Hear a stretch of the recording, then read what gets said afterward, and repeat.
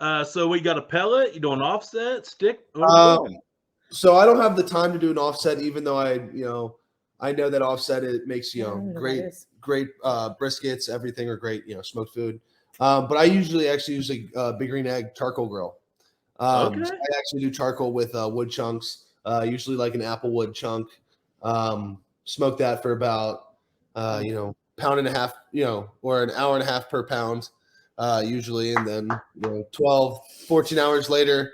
Usually I'll do it at night. I dry brine, only for like a couple hours before, just with salt and pepper, Texas salt and pepper, which is just salt and pepper, and put it on there. Usually And then about 14 hours what's later. the key? What do you do after?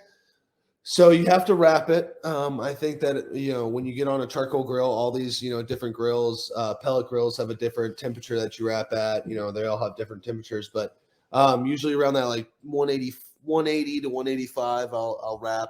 And I wrap in or in the rendered fat, so in the tallow. So I cut up all the trimmings and I put it into a pot, make my own tallow, and then that's what I usually braise it in, or finish it in after I wrap it. So And then Anything else? I mean, man, the sign him key up for the to- contest. Let's the go. key Comp to a trail. good brisket, though, and I've learned this, is resting. That is the big difference. About people think the cooking time, smoking it over all that time, that it's just going to naturally have all those flavors, and it's like if you throw it in a cooler, let it rest for 2-3 hours, it can really make a choice brisket taste like a prime brisket. There we go. Okay. Yeah, man. I honestly, if I can't let mine rest overnight, like I'll cook it the day before an event till like 9, 10 o'clock, and I'll just put it in the oven and just let it sit there like all night. And every time, bussin'. Yeah, exactly. What- It's full of flavor. It's What do you It's good. use? What kind of grill do you use?